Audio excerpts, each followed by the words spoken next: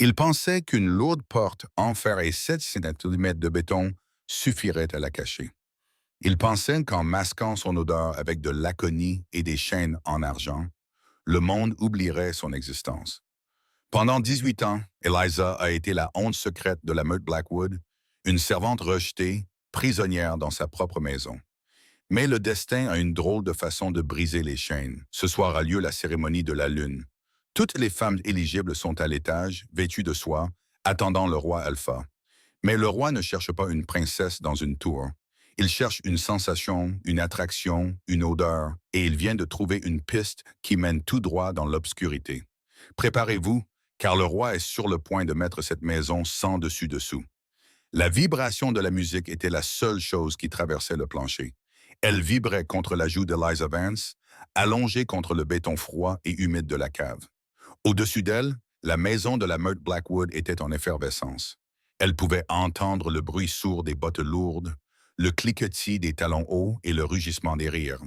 C'était la nuit de la cérémonie lunaire. Eliza bougea et les menottes argentées autour de ses chevilles s'enfoncèrent dans sa peau à vif. Elle siffla et ramena ses jambes contre sa poitrine. Les chaînes produisirent un son creux et solitaire dans l'obscurité. C'était sa réalité depuis 6 ans. Depuis que ses parents étaient morts pendant la guerre des Rouges et qu'Alpha Marcus avait pris le pouvoir, Eliza était passée du statut de membre de la meute à celui de fardeau. Trop faible, avait dit Marcus, une naine, une honte pour la lignée. La porte en haut de l'escalier de la cave s'ouvrit en grinçant, laissant échapper un faisceau de lumière jaune sur les marches en bois. Eliza sursauta et se protégea les yeux.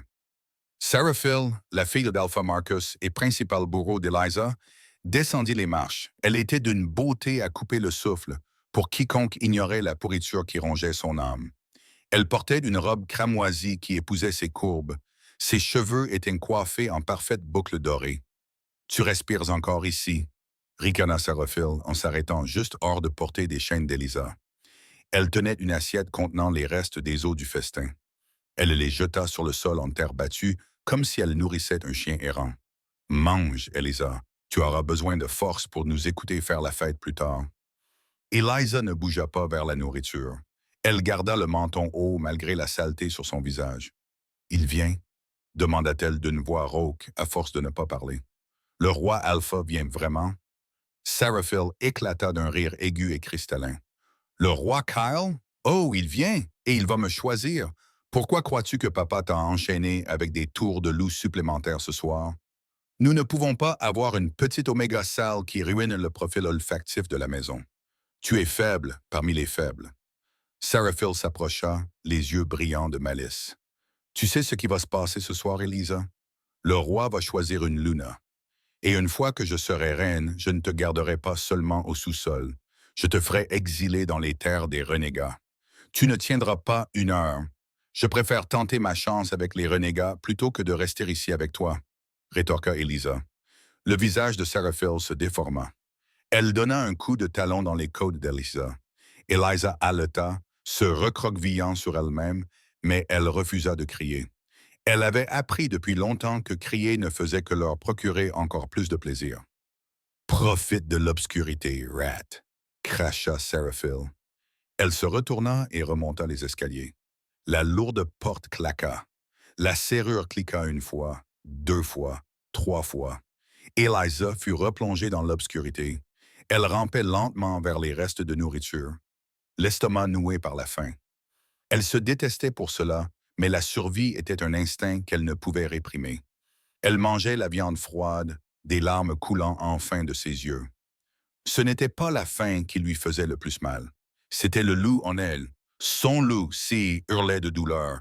Les chaînes d'argent l'empêchaient de se transformer, réprimaient sa magie, la maintenaient faible. Mais ce soir-là, Si était agité, tournant en rond dans l'esprit d'Eliza. « Quelque chose est en train de changer », murmura Si dans son esprit. « Quelqu'un arrive. » Eliza s'essuya le visage avec le dos de sa main sale. « Personne ne vient nous chercher, Si. C'est juste la lune. » Mais alors que la musique s'amplifiait à l'étage, signalant le début du bal, Eliza sentit un étrange picotement à la base de son cou. Cela ressemblait à de l'électricité statique. Cela ressemblait à un avertissement de tempête. La grande salle de la meute Blackwood était suffocante. Elle sentait le parfum coûteux, la viande rôtie et les phéromones désespérés de 50 louves essayant d'attirer un compagnon.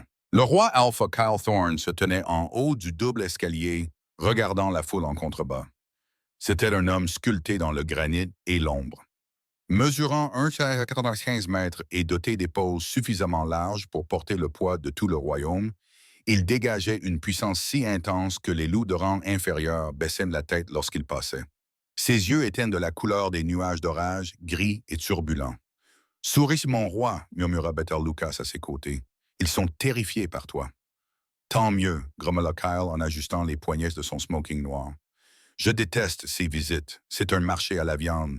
Alpha Marcus essaie de me vendre sa fille comme si elle était un prix. C'est la tradition, Kyle.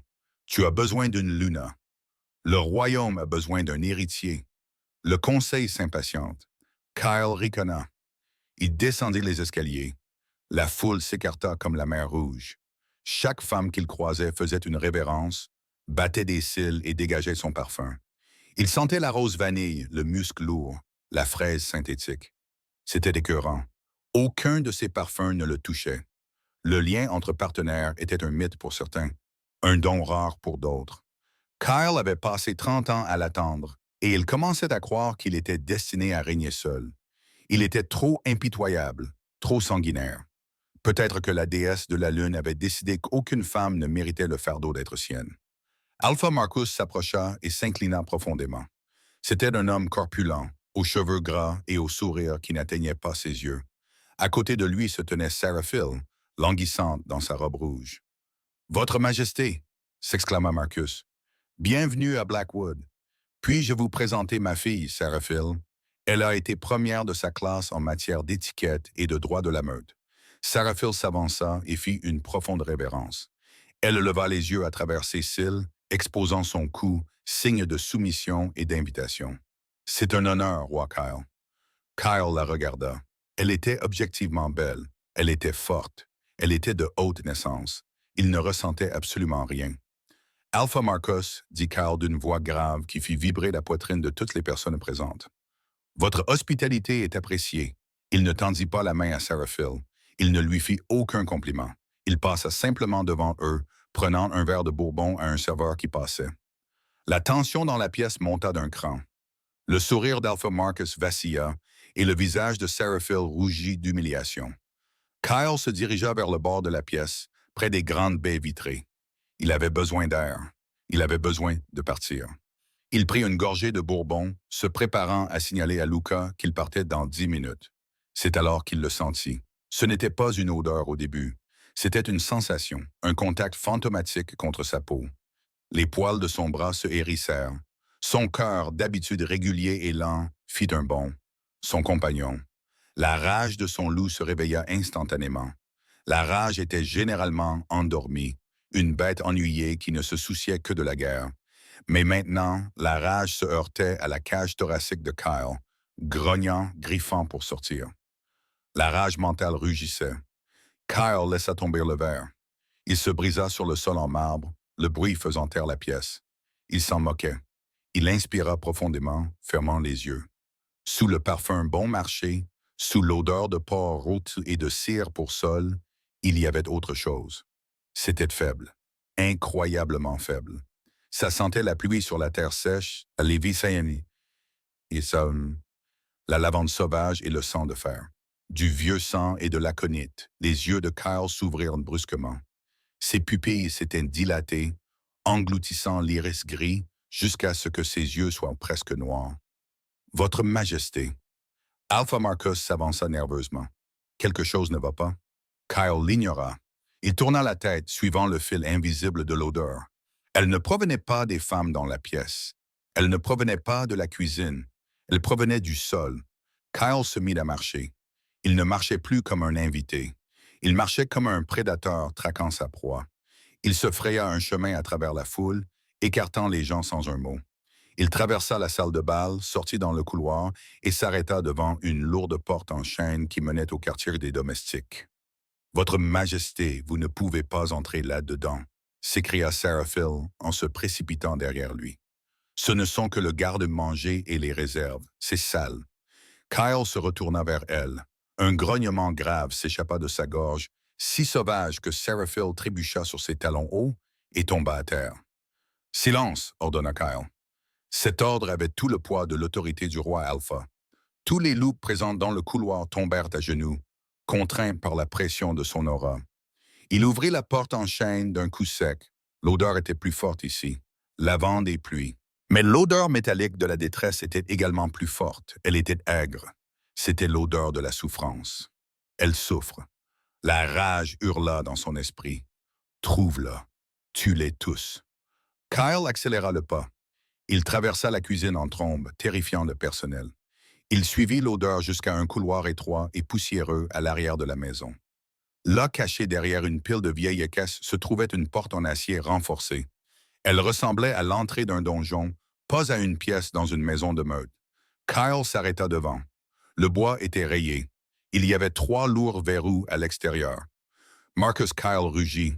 Le nom résonna dans toute la maison, faisant trembler les lustres.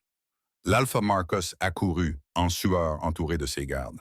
« Roi Kyle, je vous en prie, c'est un malentendu. Ce n'est qu'un vieux local de stockage pour la viande avariée. » Kyle attrapa Marcus par la gorge. Il ne se contenta pas de l'attraper. Il souleva l'Alpha de 90 du sol d'une seule main. « Ne me mens pas. » Kyle siffla, le visage à quelques centimètres de celui de Marcus, devenu violet. « Je sens son odeur. Pourquoi ma compagne est-elle derrière cette porte? » Le couloir devint mortellement silencieux. « Ma compagne » s'étouffa Marcus. « Impossible. Il n'y a que le petit. » Kyle jeta Marcus contre le mur opposé avec une force qui lui brisa les os. Il se retourna vers la porte en acier. Il ne prit pas la peine de chercher la clé. Il ne prit pas la peine de demander qu'on la déverrouille. Il concentra sa puissance dans sa jambe et donna un coup de pied. Le bois se fendit. Le métal grinça. Il donna un autre coup de pied dans les gonds qui hurlèrent en signe de protestation. Au 3e coup, la porte s'envola vers l'intérieur, s'écrasant contre le mur de pierre de la cage d'escalier. L'odeur de lavande et de pluie lui monta aux narines, mêlée à la puanteur écrasante de la moisissure humide et du désespoir. Kyle descendit dans l'obscurité. Le silence dans la cave était plus pesant que les murs de pierre qui l'entouraient. Kyle se tenait au bas de l'escalier en bois, ses chaussures de smoking s'enfonçant dans la terre humide. La lumière du couloir au-dessus se répandait, illuminant les grains de poussière qui dansaient dans l'air et projetant de longues ombres irrégulières à travers la pièce. Au début, il ne vit rien d'autre que de vieilles caisses et des outils rouillés. Puis, un petit mouvement dans le coin attira son attention. Recroquevillé en boule contre le mur du fond, il y avait une silhouette. Elle était si petite, si émaciée, qu'elle ressemblait davantage à un tas de chiffons jetés qu'à une personne. Mais l'odeur de pluie lavande et de cœur brisé terrifié lui criait depuis ce coin. Kyle fit un pas en avant, le souffle coupé. « Compagne » murmura-t-il. Le mot lui semblait étranger sur sa langue, à la fois sacré et terrifiant. La silhouette sursauta violemment. Eliza se pressa plus fort contre le béton, protégeant son visage avec ses bras. Le mouvement fit cliqueter les chaînes argentées autour de ses chevilles. Le bruit du métal contre le métal fit quelque chose dans l'esprit de Kyle. Il franchit la distance en un mouvement flou et tomba à genoux dans la saleté à côté d'elle. Il tendit la main, les doigts tremblants, mais s'arrêta à quelques centimètres de sa peau. Il vit les ecchymoses qui fleurissaient sur ses bras. Il vit la saleté incrustée dans ses cheveux, et il vit les brûlures rouges à vif là où les menottes argentées avaient rongé sa chair. « Ne me fais pas de mal !» gémit Eliza, d'une voix à peine audible. « J'ai mangé les restes. Je n'ai pas demandé plus. Je t'en prie, Seraphil, je ne dirai rien. » Elle pensait qu'il était de son bourreau. Un grognement monta du fond de la poitrine de Kyle, une vibration si profonde qu'elle fit trembler le sol. Il ne s'adressait pas à elle, mais au monde qui lui avait fait subir cela. « Je ne suis pas Seraphil, » dit Kyle, s'efforçant de garder une voix douce malgré le volcan de rage qui bouillonnait dans son sang. « Regarde-moi, petite. » Eliza baissa lentement les bras. Elle cligna des yeux, s'adaptant à la faible lumière. Lorsque son regard croisa le sien, Kyle ressentit l'impact comme un coup physique. Ses yeux étaient d'un violet éclatant, la marque d'un loup issu d'une lignée ancienne et puissante, mais ils étaient ternes, hantés par des années d'obscurité. « Qui » Eliza s'éclaircit la gorge. « Qui êtes-vous » Je suis Kyle, dit-il, et je suis venu te ramener chez toi. Avant qu'elle n'ait pu répondre, des pas lourds retentirent dans l'escalier. L'Alpha Marcus et Seraphil apparurent reintes, essoufflés et pâles. Votre Majesté, balbutia Marcus, les yeux rivés sur le donjon. Éloignez-vous de cette créature, je vous en prie. Elle est malade. Elle est dangereuse. Nous l'avons enchaînée pour la sécurité de la meute. Kyle se leva lentement. Il ne regarda pas Elisa. Il regarda Marcus. La température dans la cave baissa de 10 degrés. Des ombres semblaient s'étirer depuis les coins de la pièce, enveloppant les jambes du roi. La sécurité, répéta Kyle doucement. Il se tourna vers eux. Ses yeux n'étaient plus gris. Ils étaient noirs comme du charbon.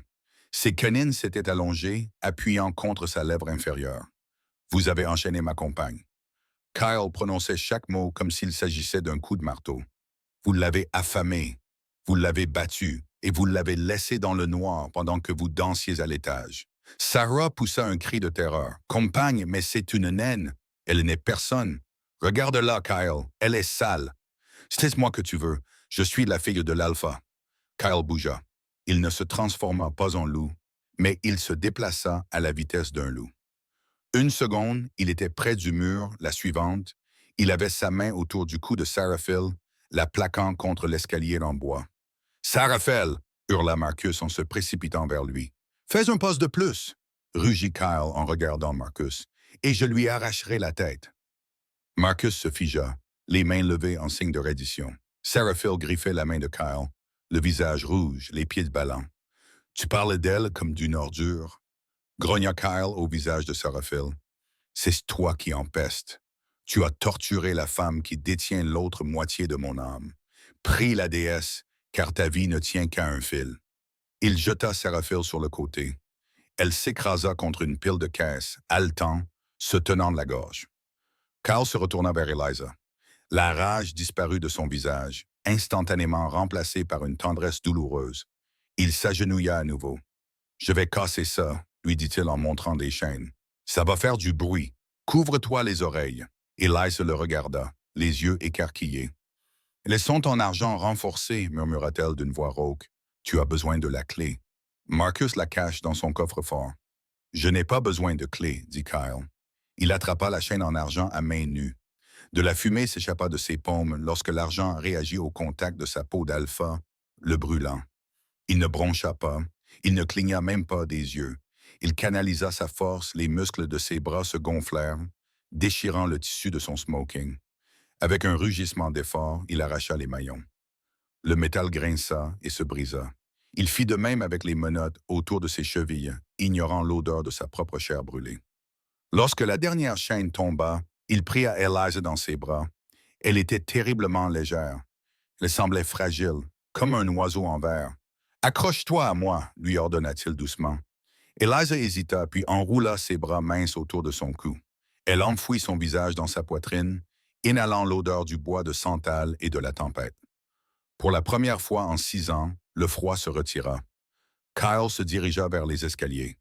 Marcus lui barrait le passage, tremblant. « Pousse-toi, dit Kyle, ou tu mourras. » Marcus s'écarta. Kyle porta Eliza dans les escaliers, passa devant le séraphil recroquevillé et entra dans la cuisine baignée de lumière. Le personnel se figea, laissant tomber plateau et plat.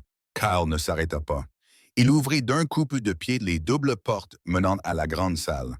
La musique s'arrêta instantanément. Les bavardages cessèrent. Des centaines d'yeux se tournèrent vers le roi Alpha. Ils virent son costume déchiré. Ils virent la suie sur son visage. Et ils virent la fille pâle et en haillons qu'il tenait dans ses bras comme si elle était la chose la plus précieuse de l'univers. Beta Lucas. La voix de Kyle résonna dans la salle de bal silencieuse. Lucas apparut instantanément à ses côtés, regardant avec stupéfaction le paquet dans les bras de Kyle. « Mon roi, préparez la voiture », ordonna Kyle d'une voix qui ne souffrait aucune contradiction. « Appelez le médecin royal. Dites-lui de préparer l'unité de traumatologie. » Il s'arrêta au milieu de la pièce et regarda les membres de la meute Blackwood. Son regard était si pesant qu'ils durent baisser la tête. « Cette meute est sous loi martiale », annonça Kyle d'une voix pleine de puissance. « Personne ne part. Personne n'entre. Alpha Marcus et sa famille doivent être immédiatement placés en détention. » Il baissa les yeux vers la jeune fille dans ses bras. Elle tremblait, submergée par les lumières et la foule. Il la serra contre lui, la protégeant des regards indiscrets. « Voici votre reine, déclara Kyle à l'Assemblée, et que Dieu vienne en aide à quiconque a levé la main sur elle. » Il sortit par la porte principale dans l'air frais de la nuit, laissant derrière lui une meute brisée et un silence stupéfait. Pour Eliza, le monde n'était qu'un flou de mouvements et de bruit. Elle se souvenait des sièges en cuir d'une voiture qui valait plus que sa vie. Elle se souvenait du rugissement du moteur, des cris des hommes et du battement régulier d'un cœur contre son oreille. Lorsqu'elle se réveilla enfin, le silence était absolu. Elle cligna des yeux. Elle n'était pas sur le sol en terre battue. Elle était allongée sur un lit qui ressemblait à un nuage. Les draps étaient en soie, frais et doux contre sa peau. L'air ne sentait pas le moisi. Il sentait l'antiseptique et les fleurs fraîches. Eliza s'assit, prise de panique. Elle recula précipitamment, pressant son dos contre la tête de lit en velours. Doucement. Une voix grave gronda dans un coin de la pièce. « Tu es en sécurité. » Eliza tourna brusquement de la tête. Kyle était assis dans un fauteuil à oreilles près de la fenêtre. Il avait retiré sa veste de smoking abîmée. Il portait un T-shirt noir moulant, les bras croisés. Ses mains étaient bandées de gaze blanche, recouvrant les brûlures qu'il s'était faites en brisant ses chaînes. « Où suis-je? » demanda Eliza d'une voix plus forte qu'auparavant, mais toujours rauque. « Au Royal Penthouse, » répondit Kyle. « Dans la capitale. Tu as dormi pendant 3 jours. »« 3 jours? » s'étonna Eliza. Elle baissa les yeux vers elle-même. Elle portait une chemise douce et trop grande. Ses bras étaient propres. La saleté avait disparu. Des bandages recouvraient ses blessures les plus graves. « Les médecins voulaient te maintenir sous sédatif, » expliqua Kyle en se levant et en s'approchant lentement du lit. Il se déplaçait avec une grâce prédatrice, mais il gardait ses mains visibles, montrant qu'il ne représentait aucune menace. « Ton corps avait besoin de guérir. Tu souffrais de malnutrition sévère, Eliza. Tu avais 3 côtes cassées qui avaient mal cicatrisé, et l'empoisonnement à l'argent dans ton sang était critique. » Eliza ramena ses genoux contre sa poitrine. « Pourquoi? » demanda-t-elle. Kyle s'arrêta au pied du lit. « Pourquoi? Quoi? Pourquoi m'as-tu aidé? » Elle le regarda, cherchant le piège. D'après son expérience, la gentillesse avait toujours un prix. Est-ce que simplement à cause du lien? Parce que la déesse de la lune a décidé que nous étions destinés l'un à l'autre. Kyle serra les mâchoires. Il semblait souffrir. Cela ne suffit-il pas? Non, dit Eliza d'une voix tremblante. Marcus était mon alpha. Il était censé me protéger. Il m'a jeté dans une cave. Les titres ne signifient rien. Les liens ne signifient rien. Seul le pouvoir compte. Kyle poussa un long soupir. Il contourna le lit et s'assit sur le bord, prenant soin de ne pas encore la toucher. « Tu as raison, dit-il, la surprenant. C'est le pouvoir qui compte. Et pendant longtemps, j'ai pensé que le pouvoir dépendait du nombre de guerres que j'avais gagnées ou du nombre de territoires que j'avais conquis. » Il la regarda dans les yeux, son regard gris comme un nuage d'orage était intense. « Mais quand je suis entré dans cette cave, poursuivit Kyle d'une voix rauque, et que je t'ai vu, je me suis senti impuissant. Moi, le loup le plus fort du royaume, je n'avais pas pu empêcher que tu souffres pendant 6 ans. » Il tendit la main, et cette fois, Eliza ne recula pas. Il repoussa une mèche de cheveux derrière son oreille. Sa peau était chaude, et elle sentit un frisson lui parcourir l'échine. Son loup intérieur ronronna dans son esprit, s'étirant après avoir été longtemps réprimé. Son compagnon murmura, « En sécurité, il est en sécurité. » « Je ne t'ai pas sauvé uniquement à cause du lien, » dit Kyle fermement. « Je t'ai sauvé parce que lorsque j'ai vu le feu dans tes yeux, même dans cette obscurité, j'ai su que tu étais la seule chose dans ce monde qui valait la peine de se battre. Tu as survécu, Eliza. Tu es plus forte que tous les soldats que j'ai jamais commandés. » Eliza sentit les larmes lui monter aux yeux.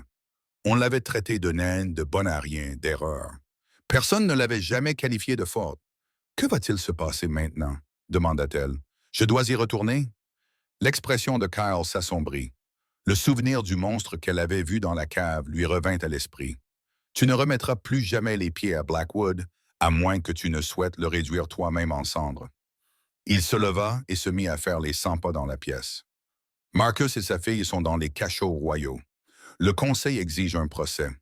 Ils disent « Je ne peux pas exécuter un alpha sans vote. » Il s'arrêta et la regarda. Mais je me fiche du conseil. Je veux savoir ce que tu veux. Eliza regarda ses mains. Elle repensa aux nuits froides, à la faim, au rire de Seraphil lorsqu'elle lui donnait des coups de pied, au regard de dégoût que Marcus lui avait lancé. « Je veux qu'il sache ce que ça fait, » dit Eliza doucement. D'être impuissant, Kyle acquiesça, une sombre promesse dans les yeux. Alors ils le sauront. Soudain, la porte de la pièce s'ouvrit brusquement. Bétal Lukai entra, l'air agité. Il tenait une tablette à la main. « Kyle, nous avons un problème, » dit Lucas, ignorant le regard noir que Kyle lui lança pour l'avoir interrompu. « Tu as intérêt à avoir une bonne raison, Lucas. »« C'est la grande prêtresse, » dit Lucas en tapotant l'écran. Elle a publié une déclaration publique. Elle affirme qu'Eliza ne peut pas être Luna. Eliza sentit son cœur se serrer. « Pourquoi? » Lucas regarda Eliza avec pitié. « À cause de ton loup, la prêtresse affirme que 6 ans passés sous des chaînes d'argent ont rompu ton lien avec la déesse de la lune. Elle dit que tu n'as plus de loup, que tu es humaine et qu'un humain ne peut pas s'asseoir sur le trône du loup. » Kyle grogna. « Il ment, je peux sentir son loup. »« Peu importe ce que tu ressens, » dit Lucas d'un ton sinistre. « Ce qui importe, c'est ce que dit la loi. Le conseil se réunira demain. Ils vont exiger qu'Eliza se transforme. Si elle ne peut pas se transformer, le lien sera déclaré nul. » Eliza regarda Kyle. La peur revint en elle. Elle ne s'était pas transformée depuis 6 ans. L'argent avait maintenu Si enfermée. Elle ne savait pas si elle pouvait encore laisser sortir la louve. « Si le lien est rompu, » murmura Eliza, « qu'est-ce qui m'arrivera? » Lucas hésita. Selon la loi, un compagnon dont le lien est rompu est considéré comme un renégat au sein des murs du palais. « Tu serais exilé, » rugit Kyle en attrapant un lourd vase en verre sur la table de chevet et en le lançant contre le mur. Il se brisa en 1000 morceaux. « Elle est ma reine, » cria Kyle. « Je trancherai la gorge de quiconque tentera de l'exiler. »« Kyle, » dit Eliza, sa voix coupant court à sa rage.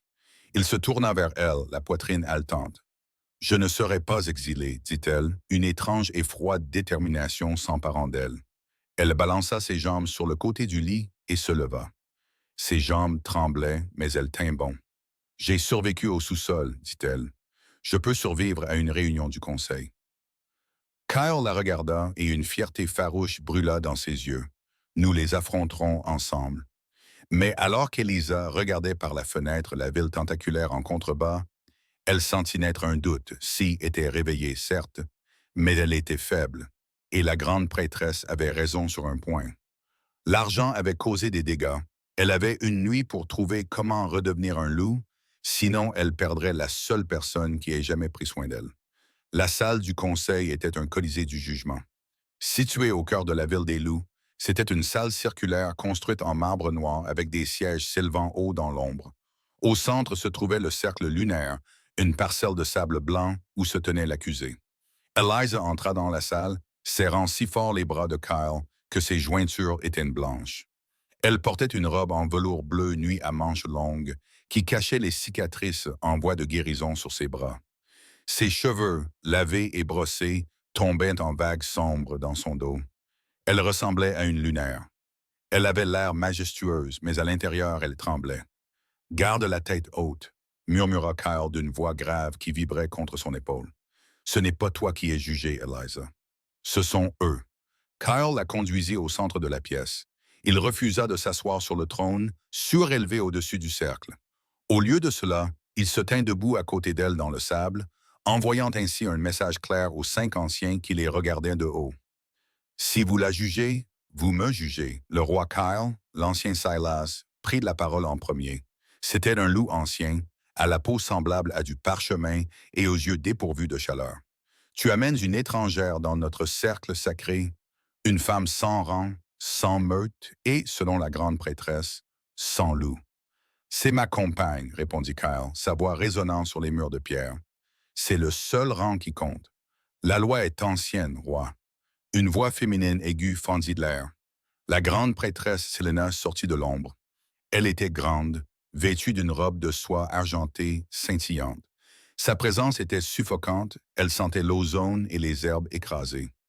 Elle regardait Eliza non pas avec haine, mais avec une indifférence clinique et froide. « Le roi Alpha doit s'accoupler avec une louve capable de porter la lignée, » dit Céline en glissant vers le sable. Le lien avec la déesse de la Lune est vital. Si cette fille a été coupée de sa louve par un empoisonnement à l'argent, elle est biologiquement humaine. Le lien d'accouplement que tu ressens est un membre fantôme, une erreur d'une âme désespérée. Ce n'est pas une erreur, dit Elisa en retrouvant sa voix. Elle était calme, mais elle portait loin. Je peux la sentir.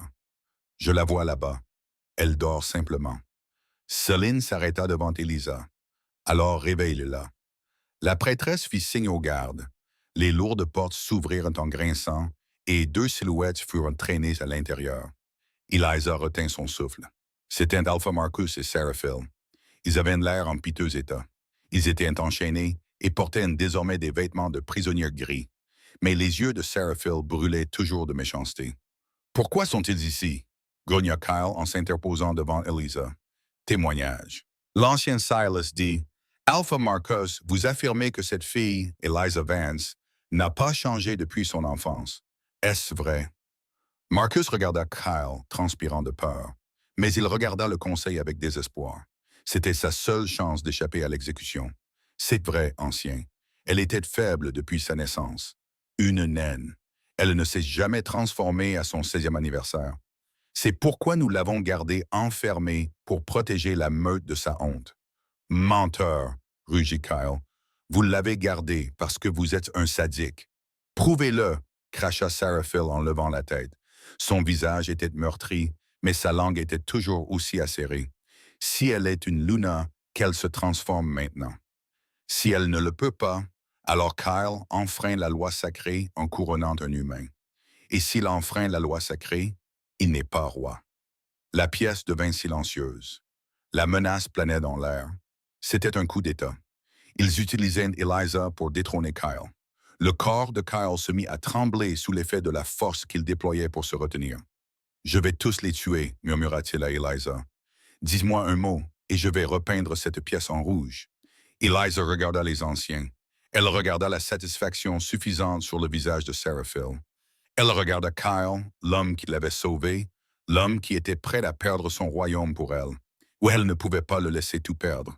« Je vais le faire, » dit Eliza. Elle s'éloigna de Kyle. « Eliza, non, » l'avertit Kyle. « Tu n'es pas prête. Le traumatisme. Je dois le faire. » Eliza marcha jusqu'au centre du sable blanc. Elle ferma les yeux. Elle plongea au plus profond de son esprit, au-delà de la peur, au-delà des souvenirs de la cave froide, à la recherche de l'étincelle de son loup. « Sia, » appela-t-elle, « j'ai besoin de toi. S'il te plaît. » Elle sentit un mouvement, une bouffée de chaleur. Eliza se concentra dessus. Elle poussa. Elle essaya d'appeler le changement pour briser ses os et les remodeler. Une douleur explosive lui transperça la poitrine. Ce n'était pas la douleur agréable d'une transformation. C'était une agonie brûlante et déchirante. Elle avait l'impression que ses veines étaient remplies de plomb en fusion. Eliza haleta et tomba à genoux dans le sable. « Elle essaye », murmura quelqu'un. Eliza hurla. Son dos se cambra. Ses os craquèrent, mais ne se brisèrent pas. L'empoisonnement à l'argent avait créé une cage autour de son essence. Sia se débattait contre les barreaux, hurlant de douleur, mais elle ne pouvait pas les briser. Du sang commença à couler du nez d'Elisa. « Arrêtez !» cria Kyle en se précipitant vers elle. « Laissez-la finir !» ordonna la prêtresse Selena en levant la main. Une barrière de force invisible s'abattit, empêchant Kyle d'atteindre le cercle. La lune décide. Eliza se recroquevilla en boule, sanglotant. La douleur était insupportable. Elle se brisait, mais elle ne se transformait pas. Elle était simplement en train de mourir. « Je ne peux pas, » étouffa-t-elle. « Je ne peux pas le faire. » La chaleur dans sa poitrine s'estompa. La connexion qui lui permettait de la voir s'éteignit. Eliza gisait haletante dans le sable. Le silence de la pièce était assourdissant. Elle leva les yeux. Kyle frappait contre la barrière invisible, les yeux exorbités par la panique. Seraphil rit. C'était un son doux et cruel. Je vous avais dit qu'elle était brisée. L'ancien Sélah se leva. Le verdict est clair. Eliza Vance est incapable de se transformer. Le lien est invalide. Roi Kyle, vous avez l'ordre de la rejeter immédiatement et de choisir une compagne appropriée. Si vous refusez, vous serez dépouillé de votre commandement alpha. La barrière tomba. Kyle fut aux côtés d'Eliza en une seconde, la prenant dans ses bras. Je vous rejette. Kyle grogna au conseil. Je rejette vos lois. Je rejette votre trône. Si je ne peux pas être roi avec elle, alors je serai un rebelle avec elle. Il se leva, soulevant Eliza sans effort. Nous partons, annonça Kyle. Et si quelqu'un nous suit, priez vos dieux. Il se retourna et sortit. Personne ne l'arrêta. Le conseil était trop abasourdi par l'abdication du roi. Mais alors qu'il franchissait les lourdes portes, Eliza vit le sourire sur le visage de la grande prêtresse Selene. Ce n'était pas un sourire de victoire, c'était un sourire d'anticipation. Ils ne retournèrent pas à l'appartement terrasse. Kyle les conduisit hors de la ville, filant à toute allure sur l'autoroute, jusqu'à ce que les lumières de la civilisation s'estompent derrière eux. Il emprunta les routes sinueuses de montagne menant à l'ancien sanctuaire des Pics de la Lune, l'endroit où les premiers loups seraient nés. « Kyle, arrête !» murmura Eliza. Elle était allongée sur le siège passager, le corps endolori comme si elle avait été battue. « Tu as renoncé à ta couronne pour moi. » « Pourquoi as-tu fait ça? » Kyle gara la voiture sur une falaise surplombant la vallée. La pleine lune se levait, immense et lourde, suspendue au-dessus de la vallée comme un œil géant. Il se tourna vers elle, le regard farouche. « Parce qu'une couronne n'est que du métal, Eliza. Toi, tu es mon âme. Sans toi, je ne suis qu'une bête. » Il se pencha vers elle et lui prit la main. Son contact était la seule chose qui la reliait au monde. « Je t'ai déçu. » Eliza pleura, les larmes coulant enfin. Ils avaient raison. Je suis brisé. L'argent l'a tuée. Sarah est partie. Elle n'est pas partie, insista Kyle. Je peux encore sentir son odeur. C'est différent maintenant. Oui, c'est une pression condensée, comme un diamant qui attend de se former. Il ouvrit la porte et la tira dehors dans l'air frais de la nuit. Nous sommes au sommet de la lune. Le voile entre les mondes est le plus fin ici. S'il y a un remède, c'est ici qu'il se trouve. Ils marchèrent jusqu'au bord de la falaise. Le vent fouettait la robe d'Eliza. La lune était si brillante qu'il était douloureux de la regarder. Soudain, Eliza se plia en deux. Ce n'était pas la douleur qu'elle avait ressentie dans la salle du conseil. C'était différent. Cela venait du plus profond de ses os. Une vibration qui correspondait à la fréquence du clair de lune. Eliza, Kyle la stabilisa. « Ça brûle, haleta-t-elle. Elle se saisit la poitrine. « Kyle, c'est chaud, c'est tellement chaud. » Elle tomba dans l'herbe, se tordant de douleur. Sa peau commença à briller. Pas une lueur métaphorique. Une lumière réelle s'échappait de ses pattes. Les cicatrices argentées sur ses chevilles et ses poignets se mirent à siffler, devenant noires et s'évanouissant comme de la cendre. Eliza. Une voix retentit dans sa tête. Ce n'était pas la petite voix blessée de Sears. C'était une voix tonitruante. Les chaînes ont disparu. Nous nous élevons. Recule, hurla Eliza à Kyle. Je vais te faire mal. Jamais, rugit Kyle. Il se transforma dans un bruit de tissu déchiré et d'os brisés. La rage du loup géant de minuit éclata. Il était énorme, noir comme le vide, mesurant près de 5 mètres au garrot. Il tourna autour d'Eliza en gémissant, la poussant du museau humide. Eliza hurla une dernière fois, le dos cambré. Le son qui sortit de sa gorge n'était pas humain.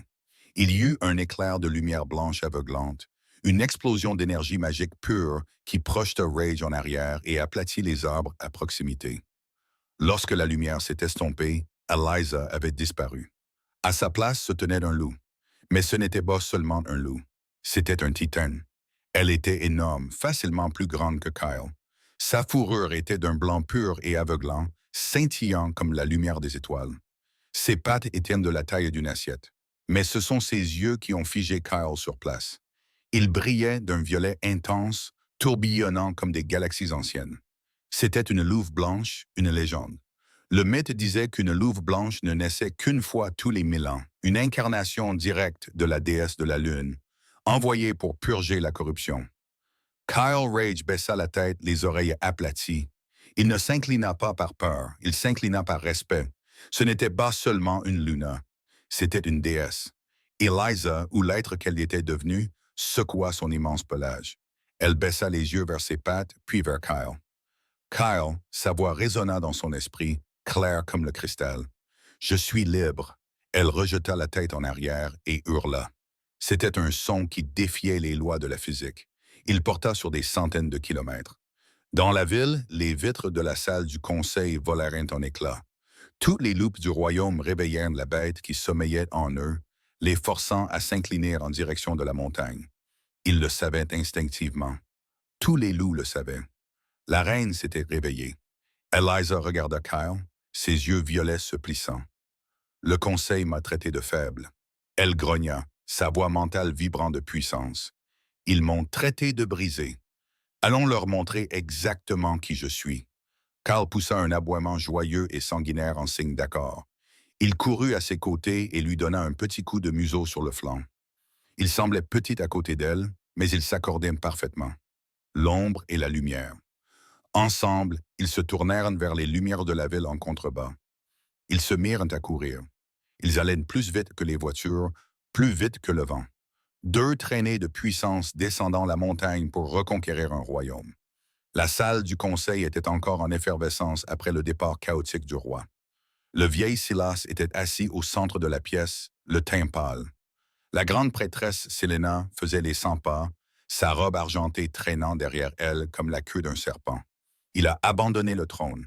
Silas marmonna en essuyant la sueur de son front. Le royaume est sans chef. Nous devons immédiatement nommer un intendant. Je nomme Alpha Marcus. Seraphil poussa un cri. Elle se tenait près de la barre des témoins. Sa peur initiale avait fait place à une ambition maniaque et avide. Mon père a révélé la faiblesse du roi. Il a sauvé la lignée d'un imposteur humain. Marcus bombait le torse, même si ses yeux continuaient à se diriger nerveusement vers la porte. Ma fille a raison. J'ai servi ce conseil fidèlement. J'ai fait ce qui était nécessaire pour préserver la pureté de la lignée. Sélénie cessa d'arpenter la pièce. Elle regarda Marcus avec un mépris à peine voilé, mais elle acquiesça. Kyle a choisi l'exil. La loi est claire. Le trône est vacant. Alors occupez-le, exigea Seraphil. Et une fois que mon père sera roi, je veux que Kyle soit traqué.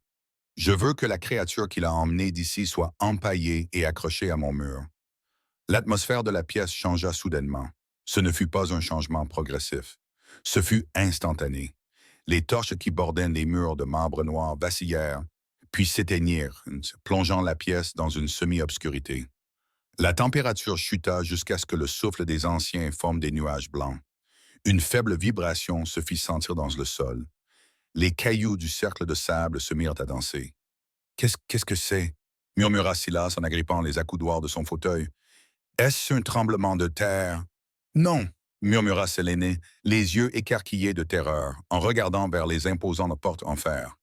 C'est un battement de cœur. Boum! Quelque chose frappa les portes renforcées depuis l'extérieur. Le métal se déforma vers l'intérieur, dans un bruit semblable à un coup de canon. Boum! Les charnières grinçaient. De la poussière de pierre tombait du plafond. Les gardes dégainèrent leurs armes en reculant. Boum! Dans un bruit assourdissant, les portes en fer furent arrachées de leurs gonds. Elles traversèrent la pièce et se plantèrent dans le mur opposé, manquant Sarah de quelques centimètres seulement. Elle hurla et se jeta au sol. Deux silhouettes émergèrent du nuage de poussière. À gauche se trouvait le loup de minuit, une bête terrifiante faite d'ombre et de muscles, mais personne ne le regardait. Tous les yeux étaient rivés sur le Titan à ses côtés. Le loup blanc se faufila sous l'arche, ses épaules effleurant la pierre. C'était une créature faite de lumière stellaire et de cauchemars.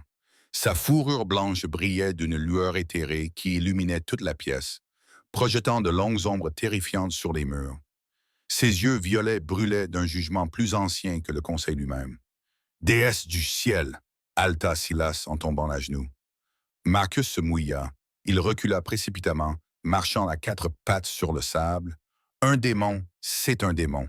Le loup blanc ne rugit pas. Il ne grogna pas. Il se contenta de marcher jusqu'au centre de la pièce. Il regarda la grande prêtresse. « Tu as dit que j'étais sans loup. » La voix d'Élisa résonna dans leur esprit. Ce n'était pas un cri. C'était une déclaration de fait qui ne souffrait aucune contestation. « Tu as dit que j'étais brisé. » Selene, la femme qui avait commandé des rois, se prosterna sur le sol, pressant son front contre la terre. « Pardonne-nous, ô grande déesse. Nous ne savions pas. » Les signes étaient confus. Eliza tourna sa tête massive vers Marcus et Seraphil. Seraphil sanglotait, essayant de se cacher derrière son père. Marcus essayait de se cacher derrière un garde, mais celui-ci le repoussa, terrifié à l'idée d'attirer l'attention du loup blanc. Kyle, sous sa forme de loup noir, tournait derrière eux, leur coupant tout échappatoire. Ils grognaient, claquant des mâchoires vers les talons de Marcus, les poussant vers Eliza. Eliza se dressait au-dessus de ses bourreaux. Pendant 6 ans, elle les avait regardés depuis le sol. Maintenant, ils n'étaient plus que des insectes sous ses pattes. Vous m'avez enchaîné dans le noir, dit Eliza. Vous m'avez nourri de reste. Vous m'avez dit que je n'étais rien. Elle baissa le museau jusqu'à ce qu'il soit à quelques centimètres du visage de Seraphil. Seraphil cessa de crier, paralysé par la taille impressionnante du prédateur devant elle. « Regarde-moi, Seraphil, » ordonna Eliza. Seraphil la regarda. Dans ses yeux violets, elle vit sa propre cruauté se refléter. Elle vit le monstre qu'elle était vraiment. « Je pourrais t'écraser, » continua Eliza. « Je pourrais briser ta colonne vertébrale comme une brindille. Ce serait facile. Ce serait satisfaisant. » Eliza montra les dents, des crocs aussi grands que des poignards qui brillaient dans la lumière magique. « Mais je ne suis pas toi. » Eliza recula. Un tourbillon de brume blanche enveloppa son imposante silhouette. La lumière s'intensifia, aveuglant la pièce pendant un instant. Lorsqu'elle s'estompa, Eliza se tenait à nouveau au centre du cercle, sous forme humaine. Elle était nue, mais l'air autour d'elle scintillait de magie résiduelle, formant une robe de pur clair de lune qui drapait ses courbes. Ses cheveux flottaient autour de sa tête comme un halo. Elle ne ressemblait pas à une victime. Elle ressemblait à un bourreau. « Kyle, » dit-elle doucement. Le loup noir se transforma. Kyle se tenait à côté d'elle, nu et sans honte, les yeux fixés sur elle avec une adoration absolue. Quelqu'un lui lança une cape qu'il enroula autour des épaules d'Eliza, même si elle n'en avait pas besoin.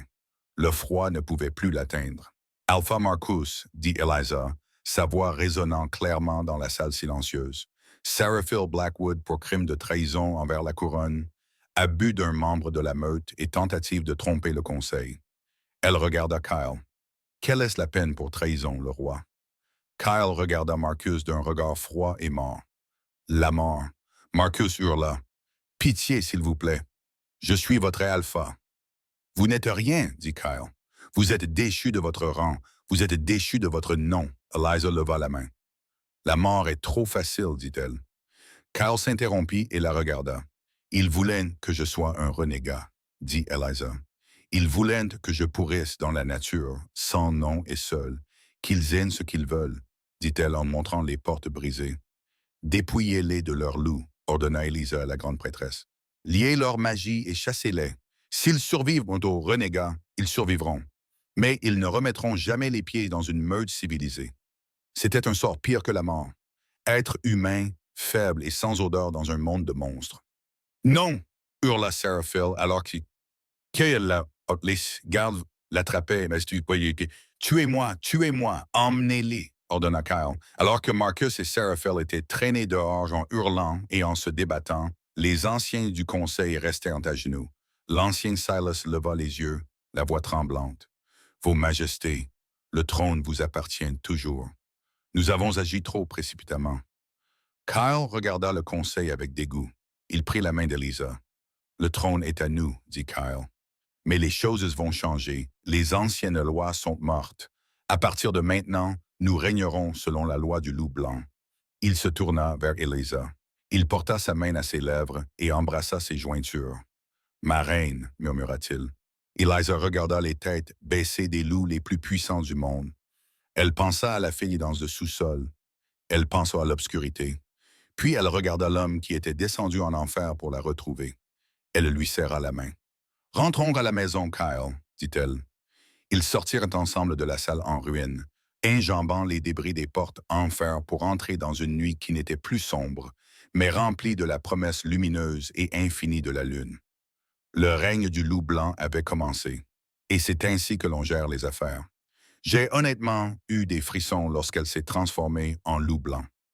Parlons de cette transformation spectaculaire, passant des chaînes dans le sous-sol à une véritable déesse écrasant le conseil. Eliza ne s'est pas contentée de se venger. Elle a réécrit tout le système. Et franchement, l'exil était bien trop clément pour Seraphil et Marcus. Mais les voir se faire traîner dehors en hurlant m'a procuré une pure satisfaction. Qu'avez-vous pensé de cette fin? Eliza a-t-elle pris la bonne décision en épargnant leur vie? Ou aurait-elle dû laisser Kyle finir le travail? Faites-moi part de votre avis dans les commentaires. Je lis chacun d'entre eux. Si vous avez aimé cette histoire pleine de rebondissements, n'hésitez pas à cliquer sur le bouton «J'aime». Cela aide vraiment la chaîne à se développer afin que je puisse vous proposer d'autres sagas épiques. N'oubliez pas de vous abonner et d'activer la cloche pour être les premiers informés de la sortie du prochain épisode. À la prochaine, continuez à hurler.